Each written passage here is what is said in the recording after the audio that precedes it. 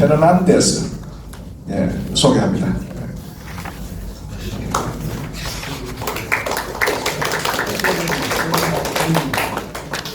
두 번째는 토론하실 분은 우리 김중근 전 주 인도 대사이시고 전에 북한에서 한경남도 신포라고 그게 우리가 원자력 발전소를 지어주는 그 사업을 했을 때 한국 대표로 2년간 북한에서 재직하셨습니다. 그래서 북한에 있으면서 북한 사회를 많이 알고 북한 사람들과 많이 만나보면서 북한 사람들의 생각, 북한 체제가 어떻게 진행되는가를 본인이 경험하신 그의 결정판으로 한반도 문제 해법이라는 그 최종 해법이라는 저서가 있고 또 최근에는 이 내용을 소설로 만들어 가지고 최근에 가면을 벗긴다. 그러니까 북한의 실체 내용을 가면을 벗긴다는 소설을 저술하신 아주 훌륭하신 문평가 있습니다. 우리 김중근 대사님 소개하겠습니다.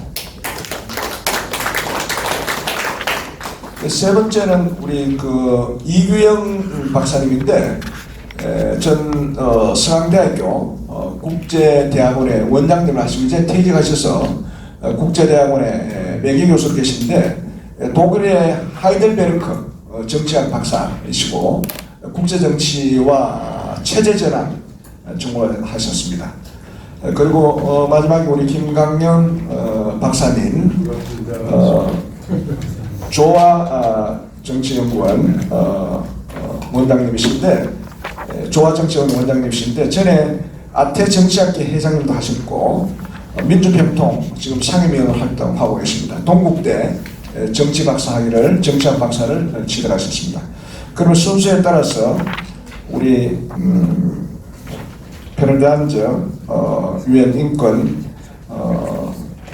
서울사무소 인권관에 발표했습니다. 영문으로 아마 하실 것 같은데 그 번역된 내용이 우리 책자에 있으니까 참고하시기 바랍니다. 안녕하십니까. I'm very sorry. This is the only word that I will be able to say in Korean. My name is Eleonor Fernandez. I'm a human rights officer working for the UN Human Rights Office here in Seoul. I am also a criminal lawyer. That's my qualification. I will be speaking very briefly on the mandate of the office. I saw that you have my document also translated into Korean in your leaflet, so I'll be happy to answer any questions after that you may have on the mandate. So as I said, we have here an office since June 2015. This office was established by the the High Commissioner that has its headquarters in Geneva, but we have a mandate from the Human Rights Council. This mandate was a follow-up of the recommendations that the Commission of Inquiry, which I know Mr. Sheen talked about, and also others presenters, and the mandate of the office is threefold. First, to monitor and document the situation of the human rights in the DPRK in order to ensure accountability, to enhance engagement and capacity building with governments of all states concerned, that includes as well the DPRK, civil society and other stakeholders, and to maintain visibility of the situation of the human rights in the DPRK. We interview escapees. We produce reports to the Human Rights Council, but also to the General Assembly, and we also support the work of the SR. We also issue thematic reports on different topics. The last one that we issued was on enforced disappearances, and I have brought here some copies if you're interested in reading it. We also engage on consultations, which is it's a new mandate that we received more recently. which is to organize a series of consultations and outreach activities with victims, affected communities, and other relevant stakeholders in order to include their views into avenues of accountability. And this is, I think, what Mr. Shin was saying recently, in order to have a victim-centered approach. I think Hannah also discussed what it means, so I won't repeat it, but this is a central principle of the work of the office, is to include the views of the victims and to make it possible for them to participate in any type of accountability. This is also important because, of course, the work that we do when we interview victims, escapees, is in order to have one-day trials, criminal trials. So we work a lot on analyzing the information that we gather, on looking if international crimes have been committed, as the COI concluded 10 years ago. But it's also important to have a more holistic approach to this, and to also find other ways on how to satisfy victims and provide them a type of redress. So you will see, for example, preliminary findings of these consultations at the end of the report on enforced disappearances, where victims have been telling us that, of course, they want judicial accountability, but they also want other forms of acknowledgement of the harm, of the violations that they have suffered. For instance, the memorialization or the museum that NKDB has is also one such initiative that we support. But also, for instance, there are some other victims that are themselves having initiatives for ceremonies or also dates of remembrance, as those are also initiatives that are important for us to work on with them. Regarding more the judicial accountability part, we have a mandate to secure information that is available on the DPRK in what we call a central information and evidence repository. This is like a database or an archive where we have around 650 interviews conducted by the office, so 650 in-depth interviews. We also have a variety of different documents, and we are working with different stakeholders, with the government, with CSOs, in order to collect more information that we will be able to include in this database, in the intent that this is used in future prosecutions, investigations, prosecutions. We also cooperate with other accountability mechanisms.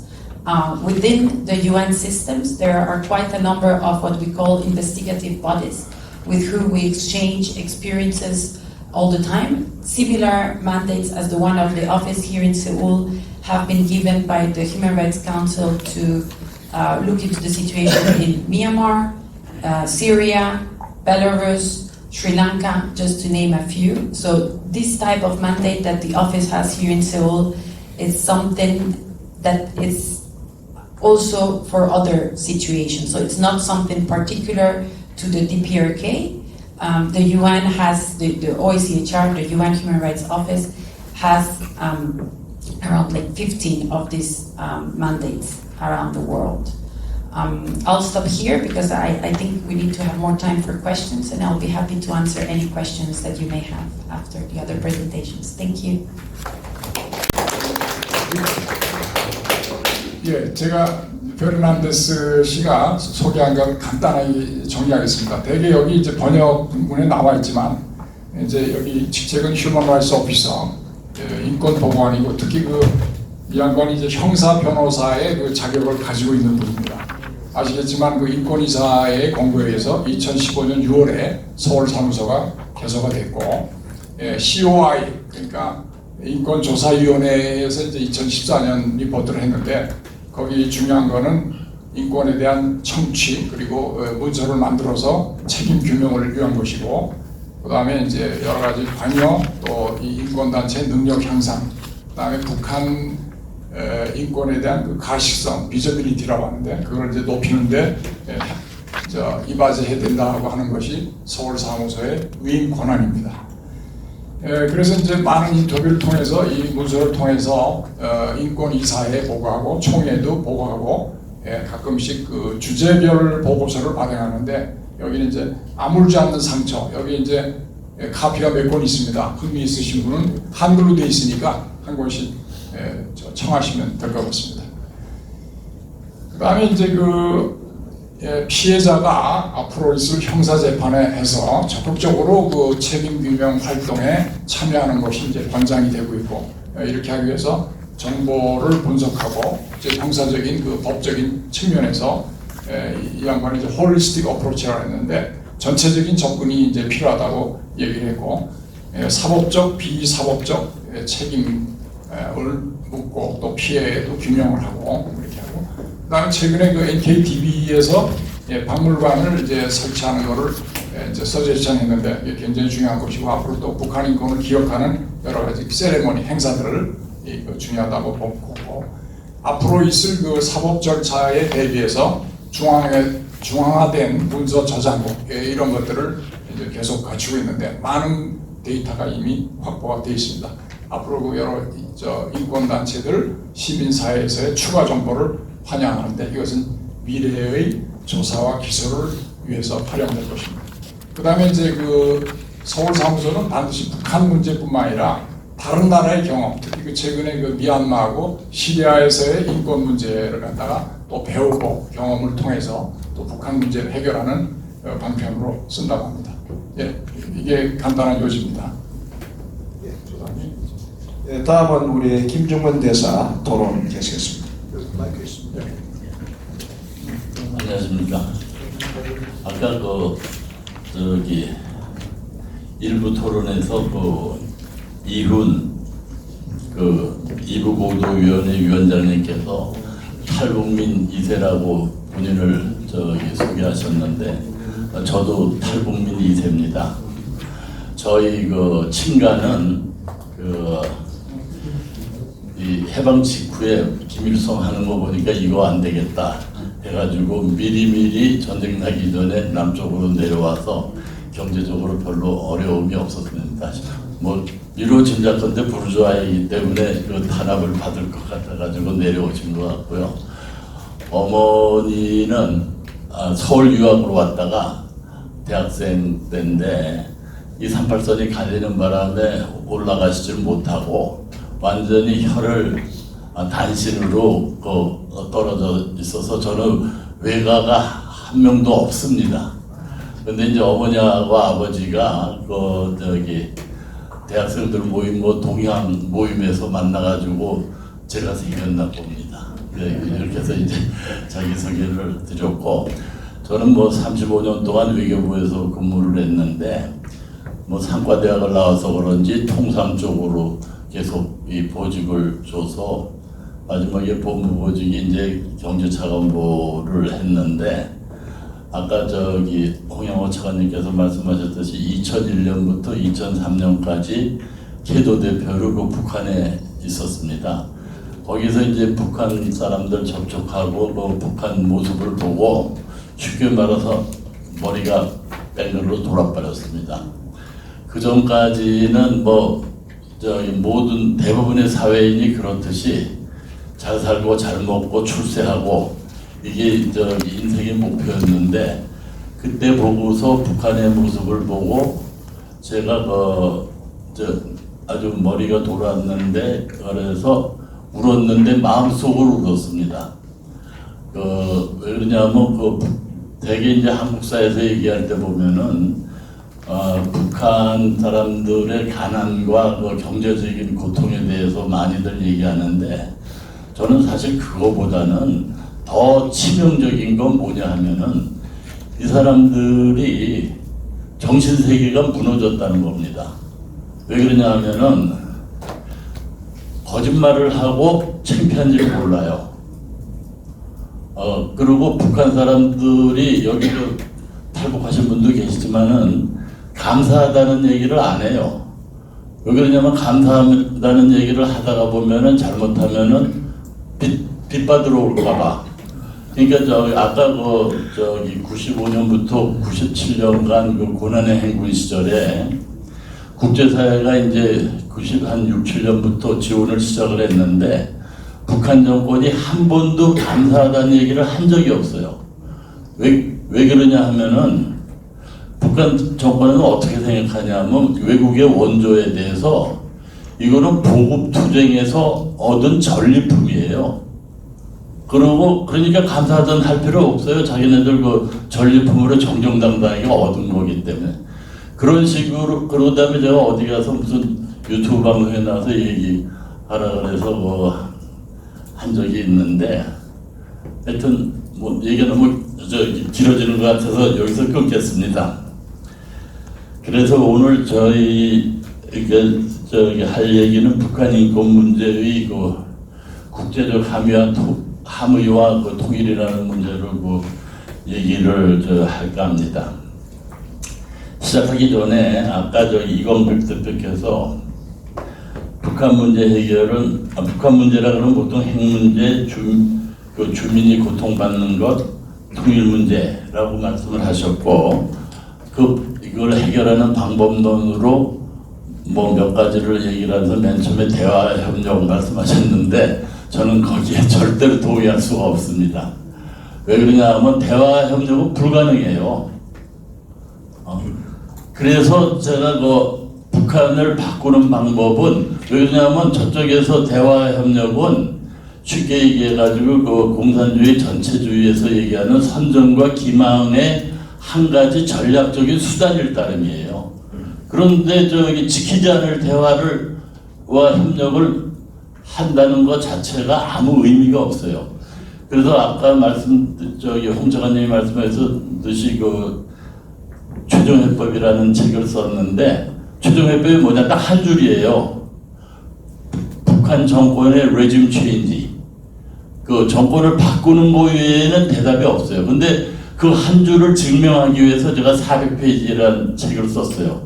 근데 이게 사회학 서적이다가 보니까 이 감정을 넣을 수가 없잖아요. 객관적으로 써야 되니까.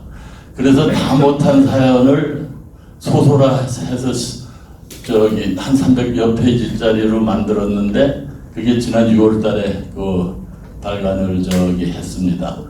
쉽게 얘기해서 북경에 있는 북한 외교관이 탈출을 해가지고 미국 갔다가 그다음에 가족들 구하러 북한 들어갔다가 다시 한국으로 와서 북한 인권 운동을 하는 내용입니다. 좀 이 서론이 길어졌는데 사실 이 본론보다 서론이 더 재밌을 것 같아서 제가 망설이지 않고 제 경험을 얘기를 했습니다. 그러면 제가 사실은 1997년에 제네바의 한국 대표부에 이제 참사관으로 있었는데 그때 1년 동안 인권 담당 참사관을 했습니다. 그래서 바로 지금 오늘 다루는 주제에 대해서 직접 몸으로 참여해 본 사람입니다. 근데 요즘 UN 인권이사회 그랬는데 그때는 명칭이 인권이사회가 아니고 한국말로 얘기하면 UN 고등판무관실이라는 이상한 이름으로 했습니다. 그게 이제 Office of United Nations High Commissioner for Human Rights. 그래가지고 이제 그때 이사장이 아일랜드 대통령 하던 미시즈 로빈슨이라는 분이 있었고, 그다음에 아까 얘기 들을 때 저는 좀 몰랐는데 북한 인권조사위원회가 COI가 2013년에 이제 개설이 돼가지고 굉장히 활동적인 것 같았는데 90년대 말에도 유엔에서 북한 인권 문제가 상당히 심도 깊게 다뤄졌습니다. 그래서 그때도 요즘 유엔 인권 특별 보고관이라는 게 있지만은 그 당시에도 제가 명칭을 정확히 기억을 못 하는데 비슷한 게 있었습니다. 그래가지고 소아미 쿠마가 하는 여자분이 스리랑카 여자분인데 북한 인권 문제를 담당해가지고 요즘 같으면 인권이사회 그땐 거기서 이제 발표하고 하는 걸 많이 봤는데 그 인권 보고관이 발표하고 나서 북한 대사의 그 발언이 하도 인상적이어서 제가 아직까지 기억을 하고 있는데 한참 이제 북한 인권 문제를 지적을 하니까 영어로 뭐라 그러냐면은 those back 개가 짖어도 기차는 간다. train run 뭐 goes인지 뭐 그렇게 얘기를 해서 하여튼 그래서 개가 짖어도 기차는 간다. 그게 아주 명언으로 제가 그 기억을 하고 있습니다. 너무 이 사설이 길었습니다. 그래서 정리한 내용을 조금 말씀을 드리면은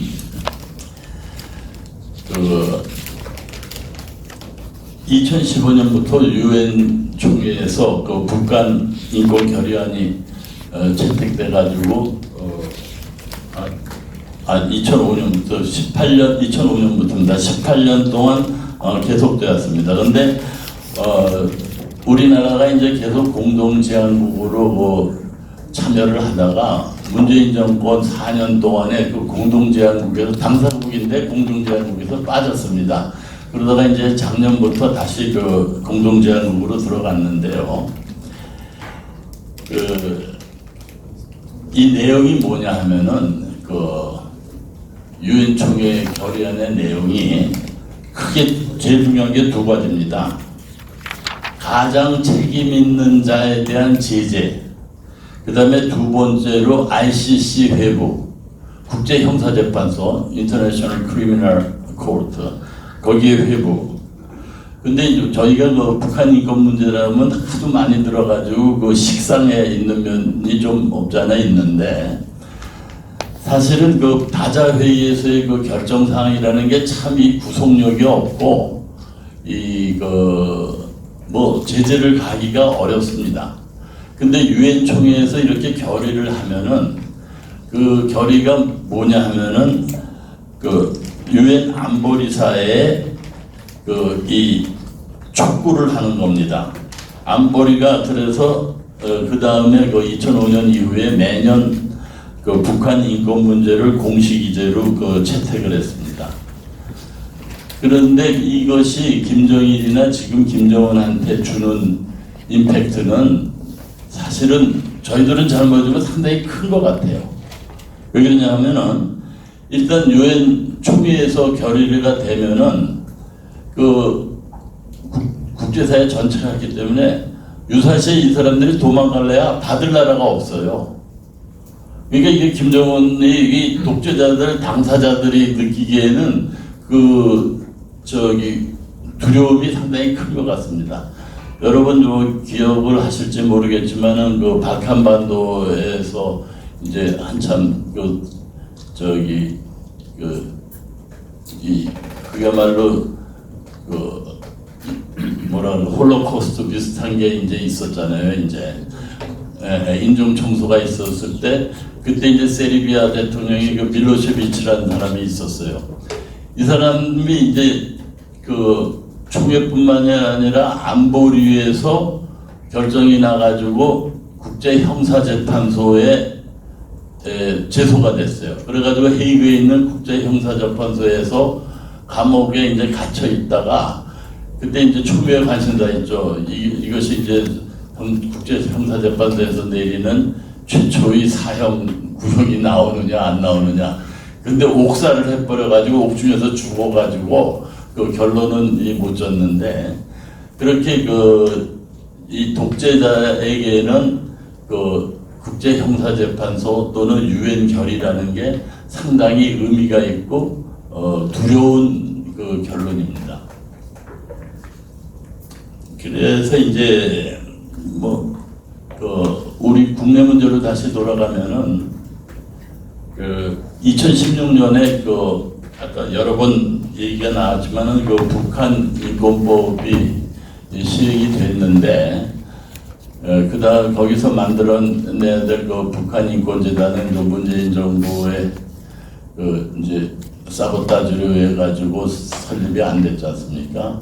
그다음에 그 북한 인권법에 따라 가지고 북한 인권 기록소하고 뭐 인권센터라는 게 법무부하고 통일부에 각각 그 생겼는데 문재인 정부 때 그 법무부 산하에 있는 북한 인권 기록소를 그걸 법무연수원으로 보내고 저기 내쫓아 버렸어요.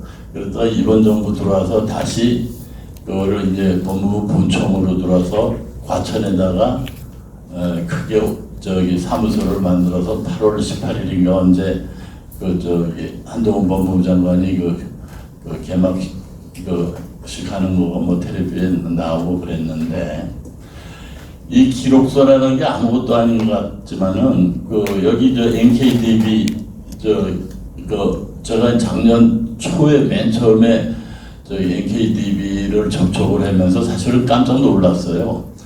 맨 처음에 봤더니 거기서 저기 북한 인권 백서라 해가지고 이렇게 두꺼운 책을 이게 줬는데 거기서 놀란 게 아니라 두 번째로는 이게 그게 영문판으로 번역이 돼 있더라고요. 한 400페이지 되는 게.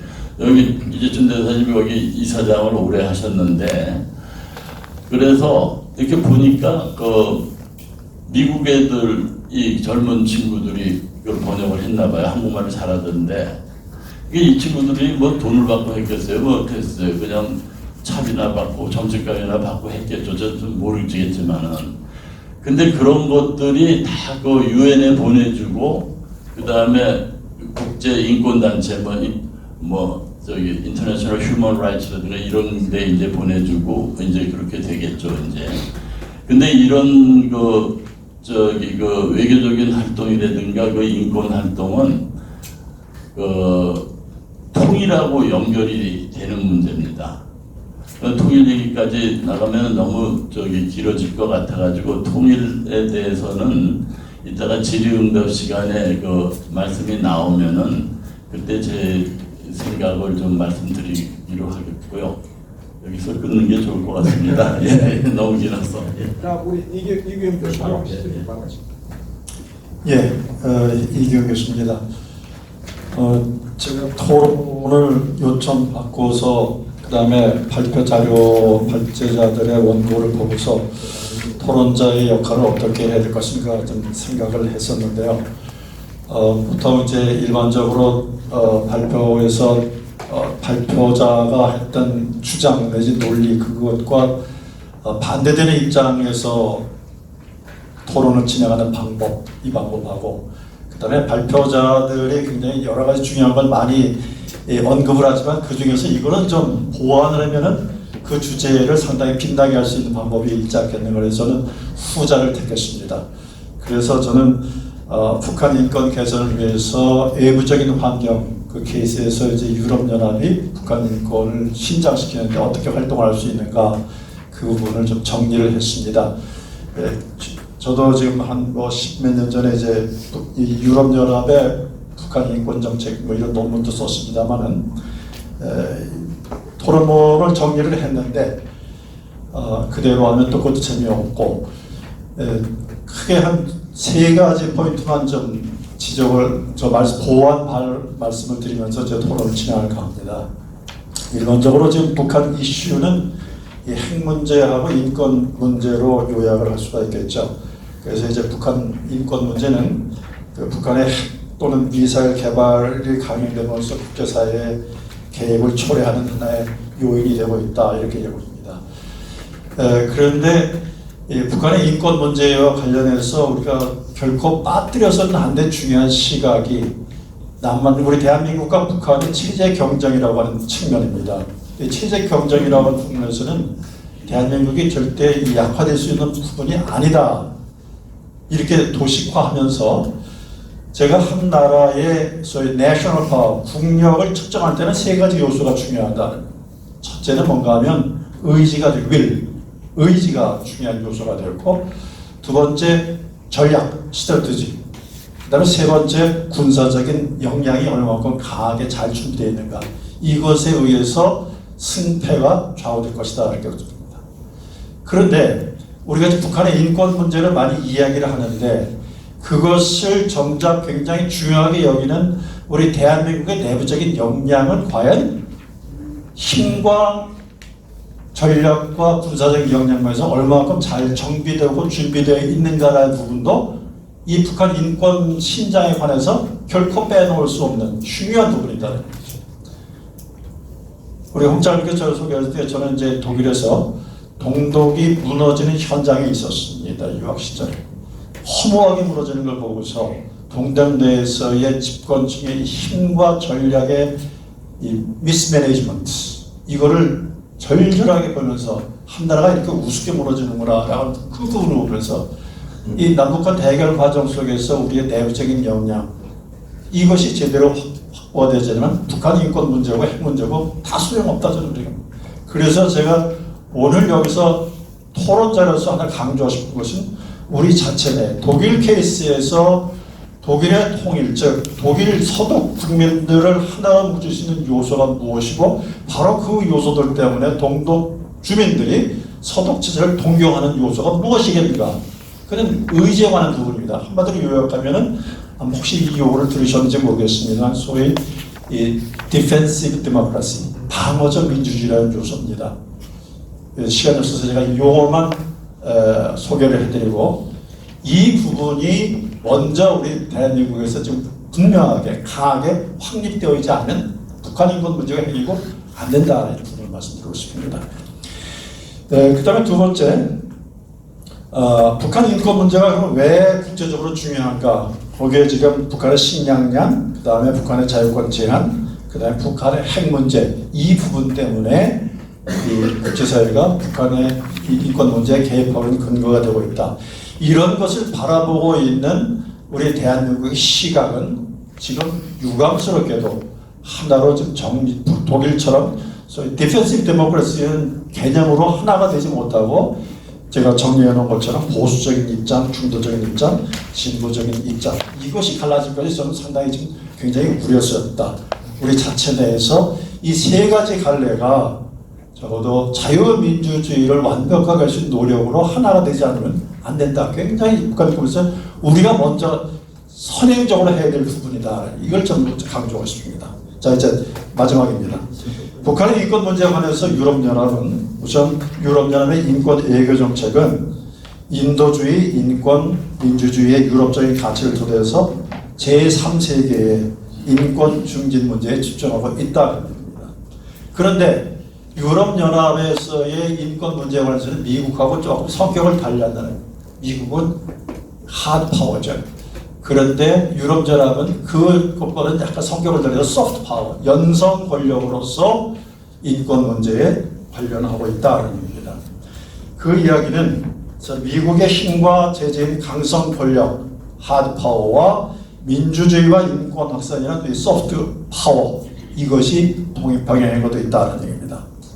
그래서 그 이야기는 유럽연합은 인권에 관해서는 하나의 노머티브, 규범 세력이라고 하는 것입니다. 그런데 어떻게 보면은 하드파워가 아닌 소프트파워, 노머티브 파워가 과연 얼마나 힘이 있겠는가라고 하는 부분에서 의구심을 제기할 수 있겠는데 이제 국제사회는 규범을 중시하는, 인권을 중시하는 부분으로 점차 변하고 있습니다. 그런 부분에서 자유민주주의나 법치나 인권, 시장경제와 같은 규범적인 요소들이 대외정책이나 국제사회를 이끌어가는 중요한 요소이다. 그런 점에서 유럽연합의 이 소프트파워, 노머티브 파워로서의 인권 정책은 상당히 나름 그 다음에 굉장히 효과를 거두고 있다는 겁니다. 그래서 미국의 외교 정책과 구분되는 민주주의와 인권과 같은 규범적인 가치라는 특성을 표방하고 있다는 겁니다.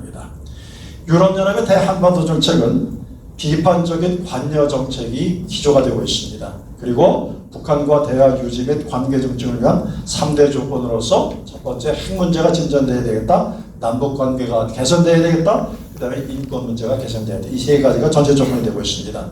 그리고 대북 정책의 핵심 과제는 북한 인권 개선을 위한 인권 대화를 추진하고 있다는 거예요. 이런 부분 속에서 유럽연합의 현재 대북한 인권 정책은 크게 세 가지로 정리할 수 있겠습니다. 첫째는 유럽연합과 북한과 양자 간의 차원에서 정치 대화와 인권 대화를 계속해서 주도하고 있다는 얘기입니다. 1990년 이후에 양자 대화가 본격적으로 추진되고 있고 지금까지 14차례의 정치 대화가 있었고 그 다음에 2001년 6월 이후 2차례 인권 대화가 있었습니다.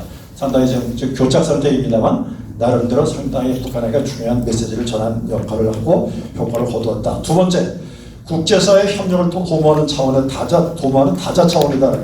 이것은 앞에서 우리 김정은 대사님도 말씀하셨습니다만 유엔 인권 결의안을 통한 인권 정책으로 추진되고 있다는 얘기입니다. 이 부분에서 굉장히 중요한 것은 일본과 함께 유엔 총회의 대북 인권 결의안을 유럽연합이 계속해서 주도하면서 채택하는 데 큰 기여를 하고 있다는 겁니다. 그래서 2005년 이후부터 금년까지 18년 동안 연속적으로 이 유엔 총회 대북 결의안이 채택되는 데 큰 기여를 하고 있다. 특히 금년도 결의안 내용을 잠깐 그 중에서 하나를 인용을 한다면 북한이 비엔나 협약의 당사국으로서 북한에 억류된 대한민국 국민을 포함한 외국인에 대해 영사접견, 통신권 보장 등 협약 규정 사항의 이행을 촉구하는 문건이 금년 이 결의안에 들어가 있다는 것은 굉장히 큰 진전이고 중요한 변화입니다. 이러한 부분이 실질적인 효과 부분에서 어떻게 평가할 수 있겠는가 하면 2013년 이전에 분명히 선언적인 효과에 그쳤습니다. 그러나 이후에 결의안의 질적인 변화가 생겼습니다. 이로써 북한이 계속해서 정치적인 부담감을 갖게 될 수밖에 없고 북한의 국제사회에 대한 적극적인 대응 전략으로 바뀌었다고 하는 부분이 큰 효과라고 볼 수 있습니다. 그리고 체제 유지에 큰 영향이 미치지 않는 범위 내에서 상당히 결의안이 요구하는 부분이 북한 자체 내에서 좀 수용이 되고 있다는 부분입니다. 이런 부분이 우리가 주목해야 될 부분입니다. 그래서 마지막으로 유엔 유럽의회의 인권 결의안을 통한 인권 정책을 지속적으로 꾸준히 추진하고 있다라고 하는 부분이 되겠습니다.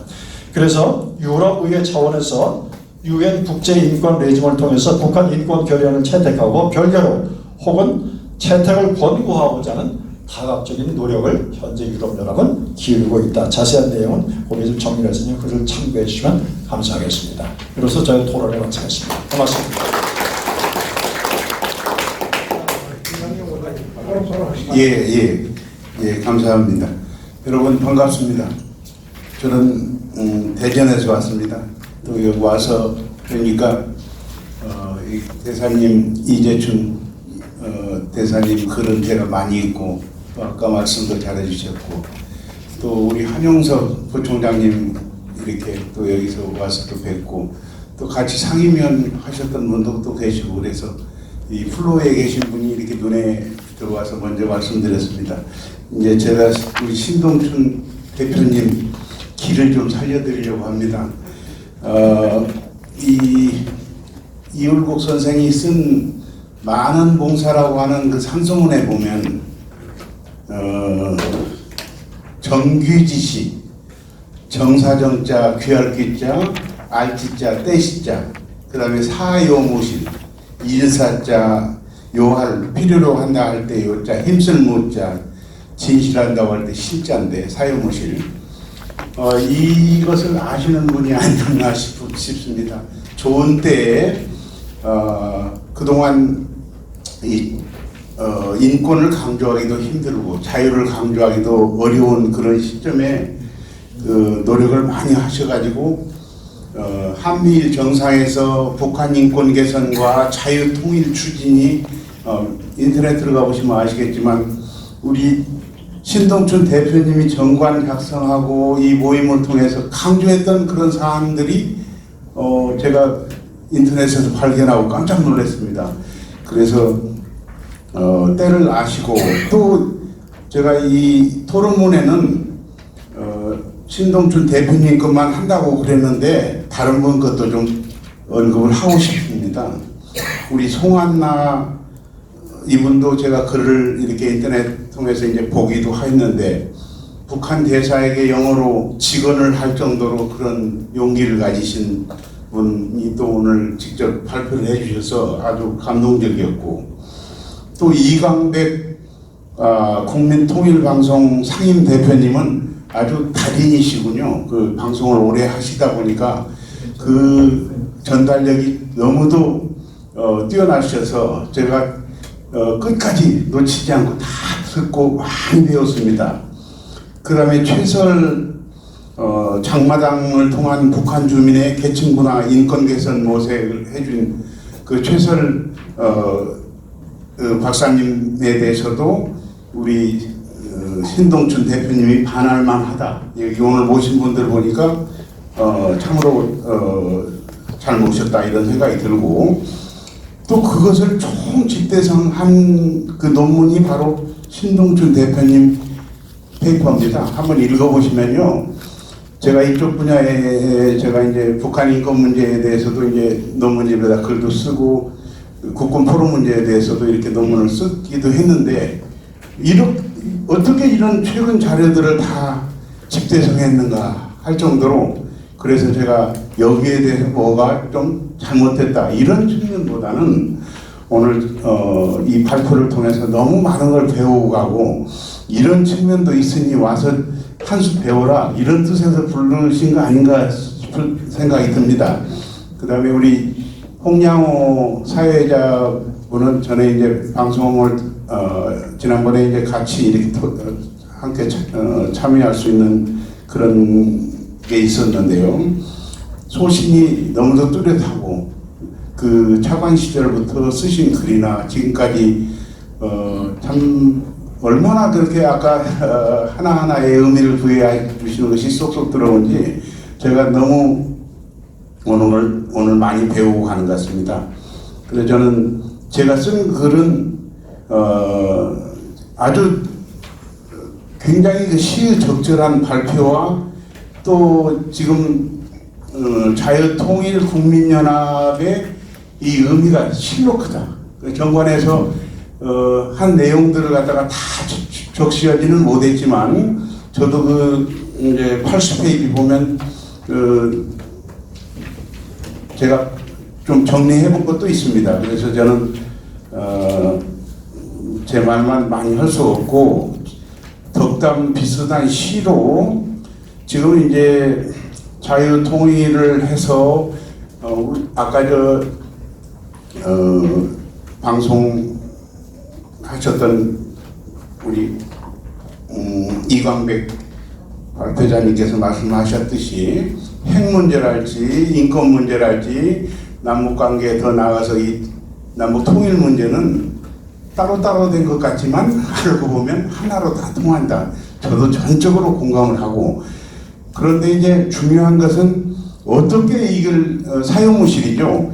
실수 이게 말하자면 어떻게 이것을 뭐 고양이든 무슨 호랑이든 거기에다 방울을 어떻게 다느냐, 실질적으로 어떻게 변화를 시킬 수 있느냐 하는 그런 내용들이 오늘 참 저에게 많은 공감을 주었고, 저도 글을 쓸 때 그런 측면을 많이 더 연구를 해야 되겠다 이런 생각을 했습니다. 제가 다른 분들은 제가 잘 몰라서 덕담을 못했고, 저는 이 얘기를 하고 마칠까 합니다. 어느 이분 누가 썼다 이것이 중요한 게 아니고, 이게 하나의 사자구가 돼서 북한을 갖다가 변화시키고 또 통일시키고, 그야말로 남북이 통일되어서 세계 속에 우리가 G3에 좀 들어갔으면 좋겠다. G5 해양국가로서 해양강국으로서 우리가 5번째, 10번째, 5번째 이렇게 얘기도 나오지만 우리가 세계 3대 국가가 됐으면 좋겠어요. 자는 사자여 잠을 깨누나 그의 지름은 아직 작으나 지르고 또 지르면 지를수록 커진다.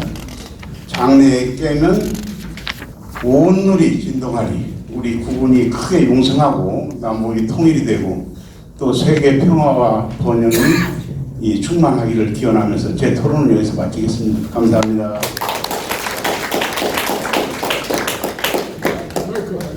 동안에 질문입니다. 질문지는 거둬서 주시는 동안에 토론자가 말씀하신 것을 참고해서 우리 발표자가 한 말씀씩 하시고, 그리고 질문지 전체를 받아서 다시 우리 발표자 토론자 전체에 대한 답변을 하도록 하겠습니다. 우선 우리 우리 송한나 누군가? 아, 그거 있네요. 예, 그 또 있습니까? 아, 그러면 우리 토론자의 토론 내용과 청중에서 질문한 내용을 포함해서 우리 발표자가 답변해 주시면 좋겠습니다. 어떻게 송한나 선생님 좀 더 읽어봐야 되겠습니까? 그러면 이강백 선생님부터 먼저 하시죠. 잡고 있습니까?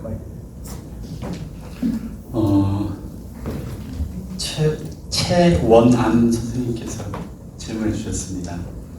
이 대표님은 전력에 100% 동의합니다. 그를 위해서 필요한 예산이 얼마나 될까요? 이런 질문을 해주셨습니다.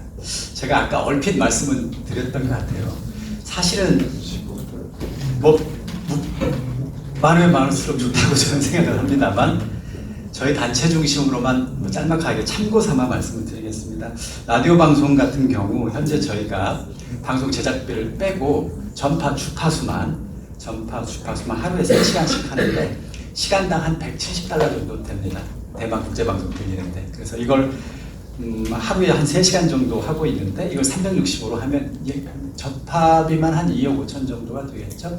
이것을 이제 저희가 2개 또는 3개를 늘린다면 뭐 2개면 한 5억쯤 되는 거고 3개면 한 7억 5천쯤 될 것 같습니다. 근데 이것은 사실은 저희 스스로도 확보는 할 수 있습니다. 문제는 이걸 정치적 문제가 있습니다. 대만이 아니라 제가 아까 말씀드렸듯이 가장 가까운 한국에서 쏘면 제일 좋다고 그랬잖아요. 근데 이것은 15, 16년 전부터 우리 정부의 저희도 자꾸 촉구하고 정부에서도 들어설 때마다 이걸 한번 검토해보자고 한 적이 한 2번 있습니다. 첫 번째는 천안함 사건 때 그때 우리가 보복 차원에서 한번 우리도 대북방송 하자 해서 정부에서 한번 검토한 적이 있었고, 두 번째는 연평도 포격 사건 때 또 정부에서 검토하겠다고 했는데 이 주파수 배정 문제는 예산 문제가 아니라 방통위 정책 문제이기 때문에 방통위에서 이걸 협의를 해야 되는데 여야가 거의 동수입니다. 그러다 보니까 합의가 안 된 채 지금 10몇 년간 주파수 배정이 안 되고 있는 거죠. 그래서 지금 불가피하게 대만에 사고 있습니다만 잘만 될 수 있다면 좀 국내에서 꼭 됐으면 좋겠습니다. 그리고 두 번째, SD카드 저희가 현재 한 3,000개 정도 보낸다고 그랬잖아요. 한 개당 한 2만 원 꼴이라고 말씀드렸는데 저희가 그래서 7억 정도 예산을 현재 가지고 있고 올해 말까지 한 9억 정도 이렇게 확보할 것 같습니다. 그러니까 한 3, 4천 개 할 수 있는 것이죠. 이걸 무한정 보내면 좋겠지만 저희들의 2년 내 1차 목표는 12,000개 정도로 늘리는 겁니다. 지금 한 3, 4천 개 된다고 그랬는데 그걸 한 서너 배 더 늘리는 것이죠. 왜냐하면 북한의 각 도에 도청 소재지가 대략 12개 정도 있거든요. 여기에 1,000개씩은 보내고 싶습니다. 12,000개. 대충 계산해보면 한 28억 정도가 필요한데 현재 저희가 한 9억 정도 확보했으니까 추가로 한 19억 정도 더 필요할 거예요. 저희들은 노력해서 어떻게든지 한번 해보겠습니다. 이상입니다. 네, 다음 우리 송한나 국회의원께서 질문 주신 거 하고 해서 종합적으로 답변 드리겠습니다. 네, 손한섭님께서 질문을 해주셨는데요. 질문 앞서서 되게 좋은 말씀도 많이 코멘트 해주셔가지고 이 북한 인권은 핵무기보다 더 강력한 무기입니다라고 좋은 말씀도 써주시면서 외교 무기라고도 생각합니다.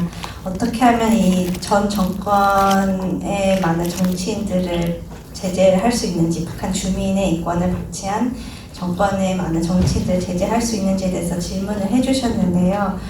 저희 북한 인권 정보센터에서는 북한 인권 관련된 조사와 기록을 하고 있는 단체입니다. 그래서 대사님께서도 말씀해 주셨다시피 저희는 데이터베이스 통해서 북한 인권 관련된 많은 사건들을 기록을 해오고 있는데요.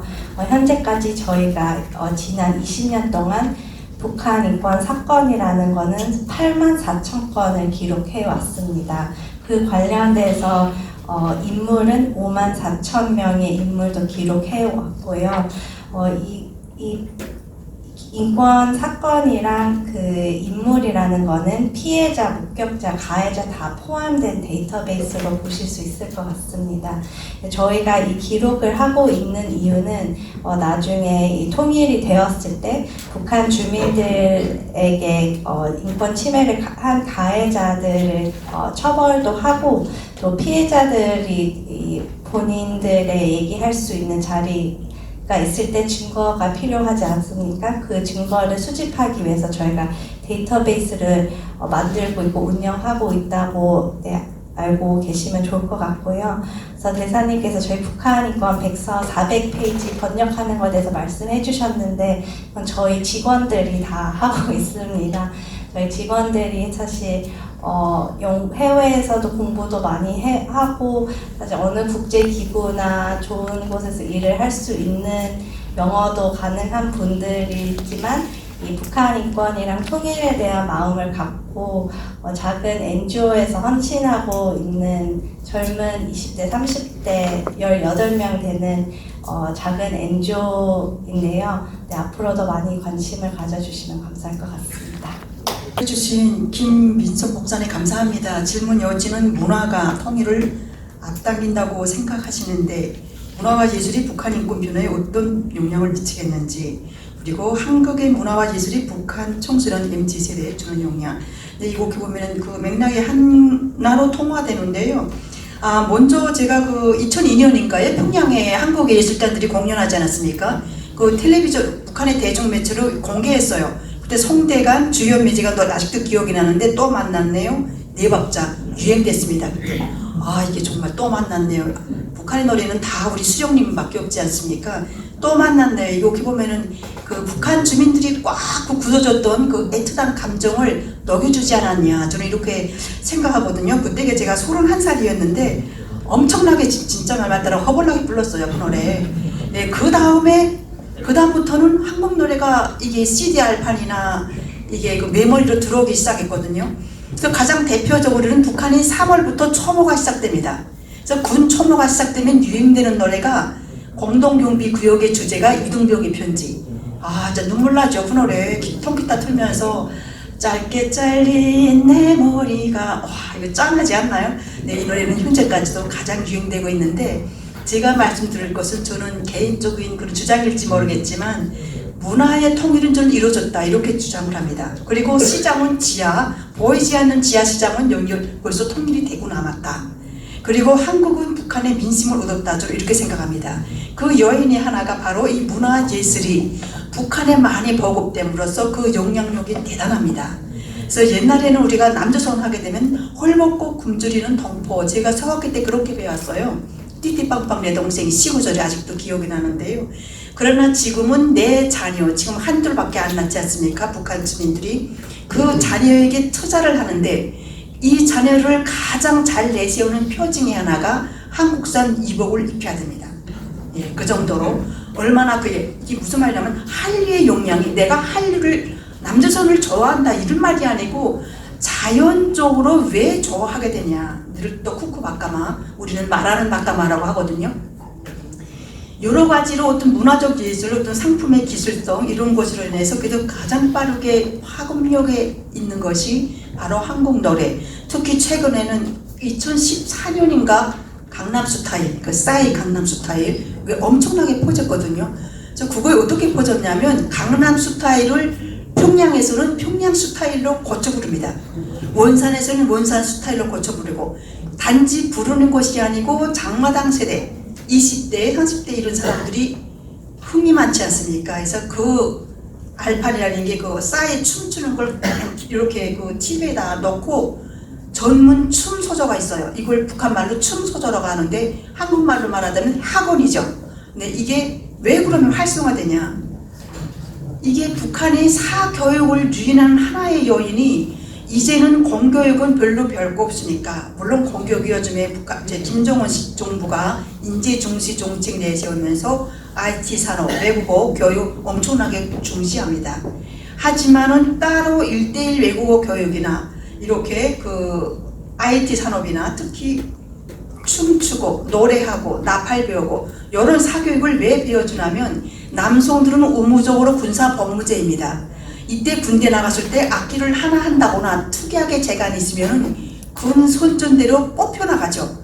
그래서 최소한 배고픈 고생을 안 합니다.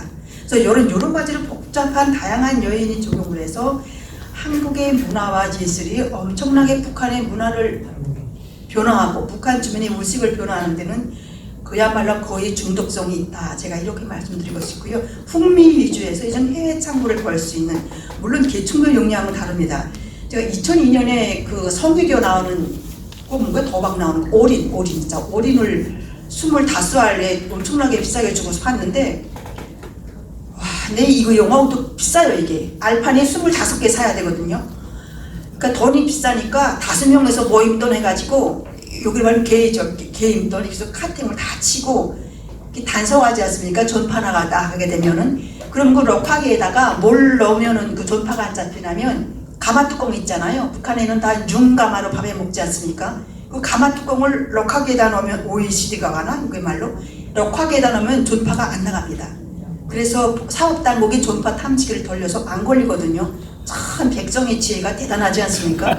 네, 이렇게 한국의 그만큼 문화예술에 대한 그런 가독성 그만큼 높고, 그리고 장마당 나갔는데 우리가 다 손꼽을 살 때게 그 한 젊었으니까 그 손꼽을 뒷면에 성계교 얼굴이 있으면 가격이 2배 비쌌어요. 이게 아무튼 여러 가지로 제가 말이 좀 길어졌는데, 네, 이렇게 저는 문화예술의 힘은 그 어떤 것보다도 정치와 어떤 체제를 뛰어넘는 그 대단한 영향력을 가지고 있다. 그리고 이 영향력은 이미 북한의 한려를 점령을 했다. 이것이 곧 민심이고 민심은 전선이다. 이렇게 말씀드리고 싶고요. 그 두 번째 질문은 그 강석종 지부장님, 이게 중국 항저우 아시안게임 존에서 탈북민 2,600명 강제 북송시키는 관련해서 중국이 상임 이사국인데 유엔 난민 해결 방안이 없으신가요? 근데 제가 저는 좀 대답하기 힘들긴 하는데, 제가 개인적으로 알고 있는 곳에 비해서는 말씀드리면 북한과 중국이 서로 그 비공식 수교가 꽤 많습니다. 예를 들면 신의주와 단독에 마주서고 있는 압록강에서 이 압록강 해상에서는 서로 국경이 없어요. 이 땅에만 내리지 않으면 그게 불법 아니거든요.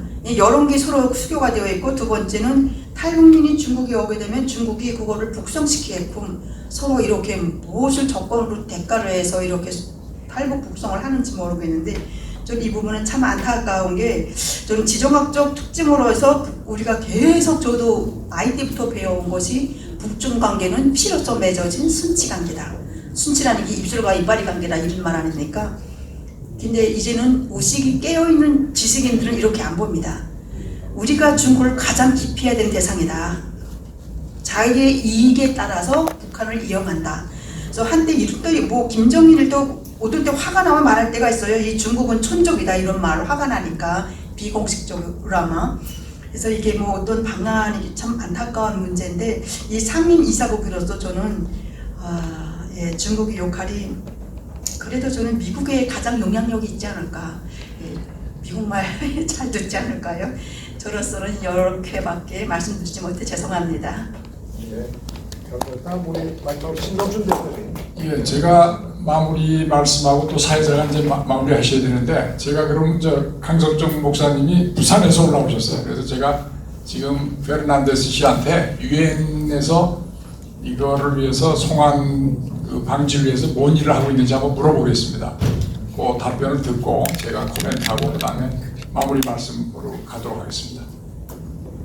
Can I ask you what UN is doing now to prevent the deportation of those Korean people detained in China? Yes, we had a meeting last week with the MOU where our representative talked about it. So the UN has different channels in these types of situations. So we do engage bilaterally with member states. So we cannot fully tell all what is being done on that type of channels, but that's been an issue that the High Commissioner who worked formerly for refugees knows about, that he's been engaging. He also brought the issue on the 17th of August. The High Commissioner talked at the Security Council, And he also mentioned the issue of these forcibly repatriations.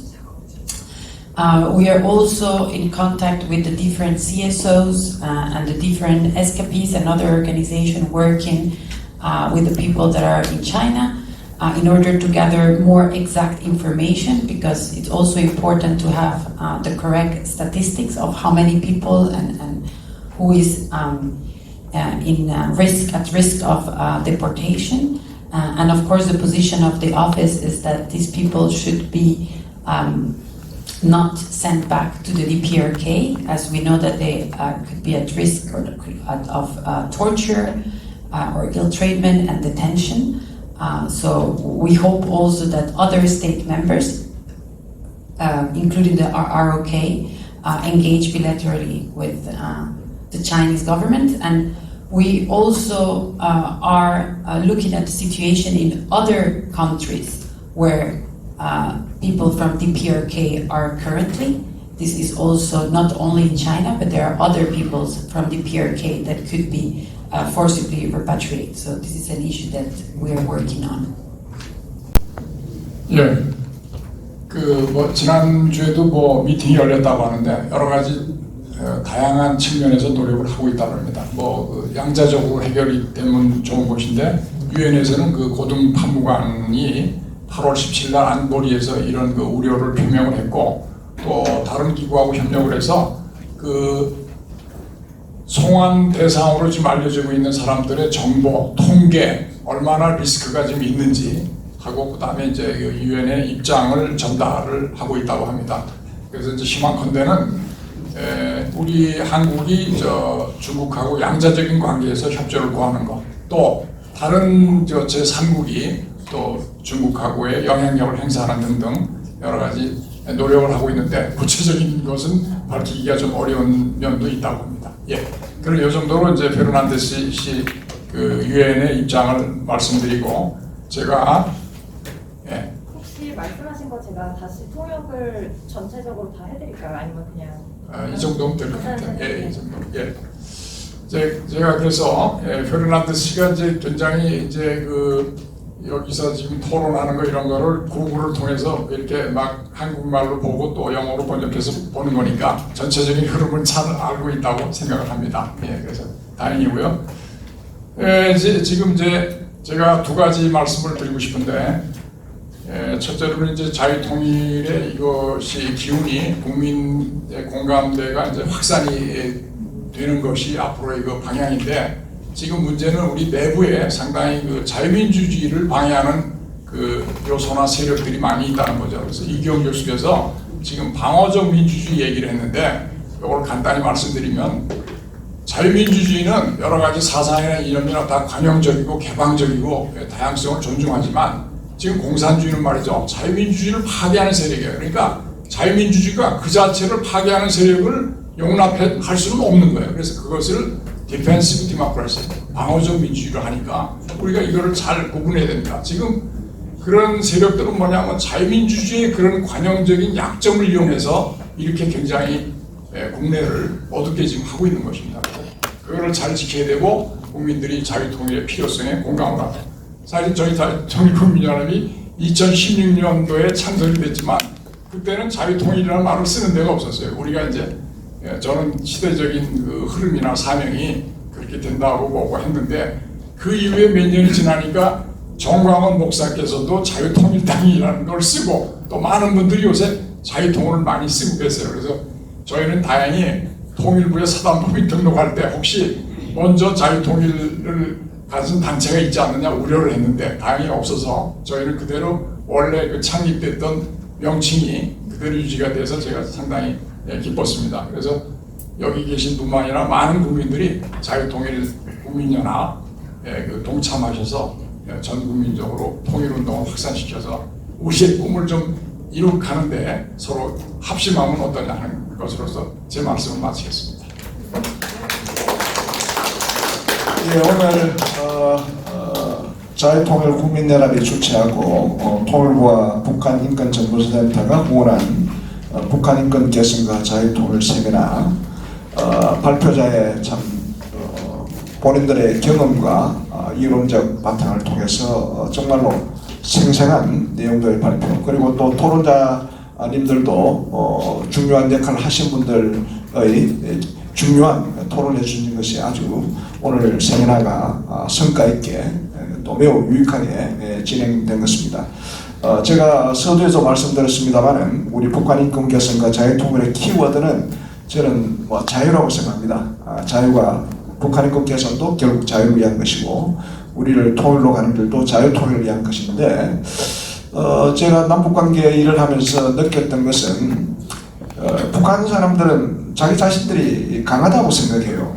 그리고 남쪽이 약한 존재로 그렇게 생각했는데, 왜냐하면 남쪽은 계속 데모를 하니까 오늘 A라는 사람이 하면 다음에는 B라는 사람이 하고 그다음에 단체가 하고 데모를 하니까 무너진다고 생겼습니다. 60년대부터 2023년까지 북한산에 볼 때는 북한 사람이 기준으로 보면 남조선은 완전히 무너져도 수없이 무너져야 되는데 무너지지 않고 세계 10대 강국으로, 또 요즘 그러면 방산산업, 세계에 무기 수출하는 국가로서, 또 K-팝 이런 것들이 결국은 무너질 것 같지만 규칙적인 어떤 질서 속에서 다양한 자유를 누리면서 했기 때문에 강한 것이고, 북한은 태어날 때부터 죽을 때까지 북한 체제 내에서 엄청난 교육을 통해서 통제체제 했지만 다양한 정보와 남북 간의 접촉을 통해서 아주 취약하다는 걸 알았습니다. 북한의 책임자들도 다 알고 있어요.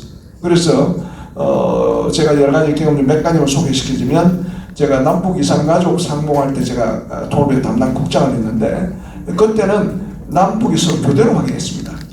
그리고 이제 남쪽에서 가시는 분들은 우리가 민주사회니까 공정한 기회를 주기 위해서 여러 가지 직업이라든지 빈부라든지 관계없이 컴퓨터 추첨을 해서 북한에 보냈고, 북한은 북한에서 대체로 남에서 북으로 월북했던 사람 중에 성공적으로 된 사람 중에 사상이 튼튼하다고 하는 사람 중심으로 하고, 북한에서 괜찮은 돈에서 남쪽으로 보냈는데 3번 교류를 하다 보니까 북한에서 온 사람들이 다 마음이 다 흔들렸어요.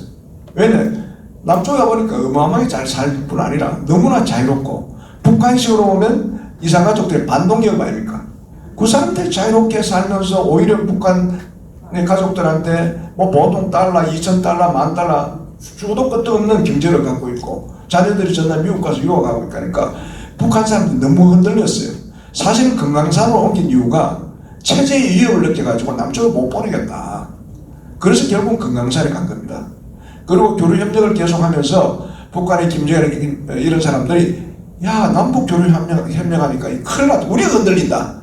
우리는 남쪽을 흔들려고 만들었는데 북쪽이 흔들린다 하는 것을 많이 느꼈고, 지금 우리 정부가 말이 들어가면 반동사선 문화 비교법이라든지 지금 청년교육보장법이라든지 신고법 이런 게 다 흔들리는 거예요. 보니까 남쪽의 정보 문화가 돌면서. 그 생각보다 북한은 사실 북한에 삐라를 뿌리면 북한 군인들이 다 죽습니다.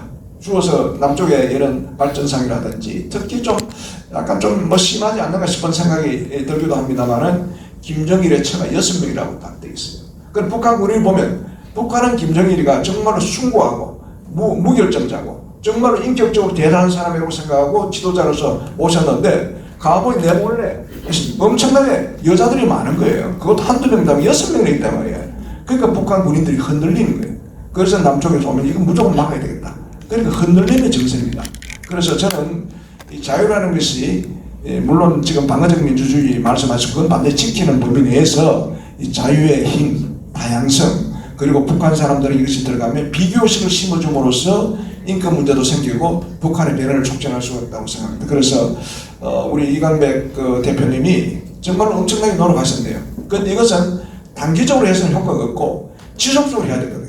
북한 인권 문제가 유엔에서 시작됐을 때 2000년대에 처음 시작돼가지고 20년 동안 계속 지속적으로 국제 유엔 차원에서 하니까 이게 점진적으로 효과를 보는 것과 마찬가지로 이런 북한 인권 개선과 자유통일의 운동은 지속적으로 변함없이 해야 효과를 볼 수 있다는 것을 제가 분명히 말씀을 드립니다.